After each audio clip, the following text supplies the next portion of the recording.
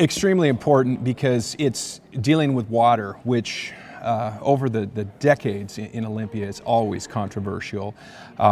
In past years, bills dealing with the Odessa aquifer and water storage and water conservation were able to be forged through, agreed to by all parties, but it's fairly rare.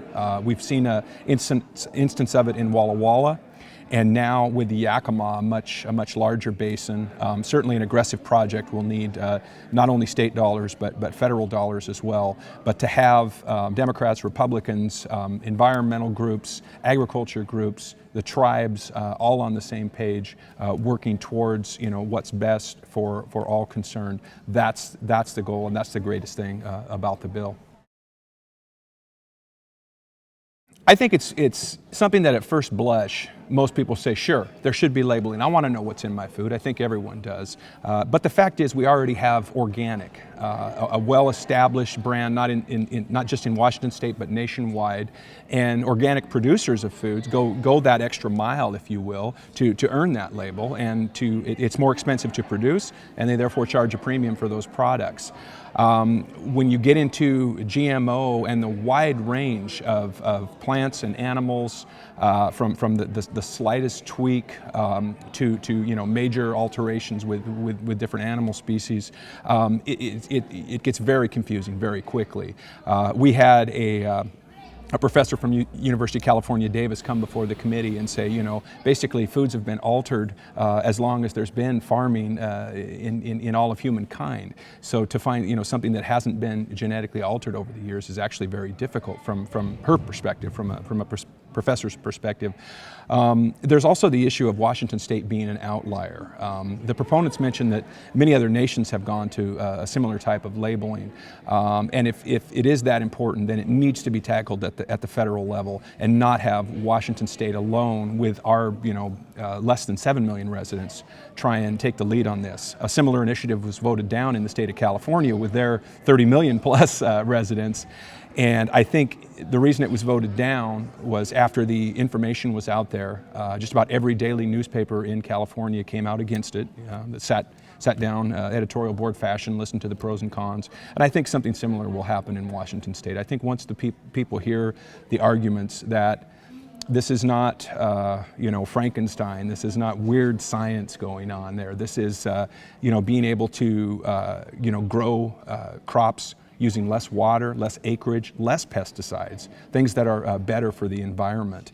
Mark Linus, kind of one of the founders of the anti-GMO movement and a very strong environmentalist out of Great Britain, has since done a 180 on the whole GMO issue and said, I apologize, I'm sorry I helped start this movement, but actually, using the best of science available to help produce food is a good thing, and we should be encouraging that, not discouraging it with this type of legislation or initiative. Always a priority is getting in and out of our ports of Grace Harbor and Longview. The Longview Y and the improvements needed for highways 432 and 433 in Cowlitz County. The price tag at one point I think was $150 million. As we continue to delay these projects, the prices go up. Certainly we need to find federal dollars as well as state dollars. And so as we talk about the different budgets, capital, operating budget, the transportation and budget has to be included as well, and hopefully we can get some bipartisan agreements for additional revenues there, because as the state continues to grow, and as our two ports, our two large ports, we have others, certainly others that are just as important, the smaller ones in the district, but the ones that are shipping in goods that have the large number of longshoremen working, it's important that we continue to have the transportation improvements. Very similar up in Aberdeen. I think near the entrance to town, the railroad folks call it the gauntlet as they try and go through the eastern end of Aberdeen. Yeah, certainly this time of session is a crunch time slash reality check, I think, for a lot of legislators. It's the first major deadline as we approach or have just gotten past bills getting out of their committee of origin in terms of the policy issues.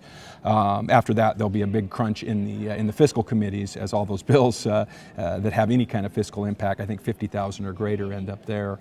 But as far as the things we're working on for the district, whether that be trying to give our coastal communities more say in the marine spatial planning, that those bills are moving along in the process. Certainly with the Ag Committee I chair, we've moved most of the bills that are going to move out of committee and received strong bipartisan support for everything we're working on there, dealing with water issues, dealing with milk and milk products. And we have, I think, one last large issue coming up with livestock identification and traceability. Those issues, again, very important to our ag community, maybe don't make the big headlines around the state.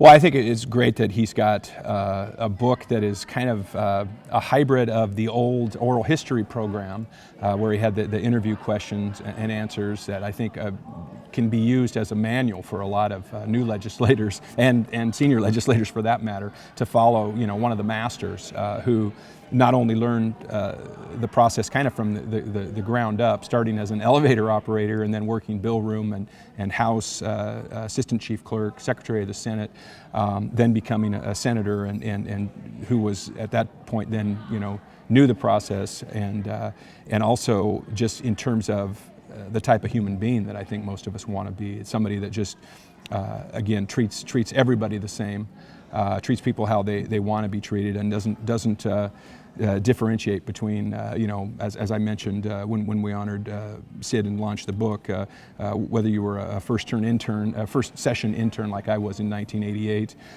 a janitor, or whether you're a senior legislator, a governor, or some other head of state.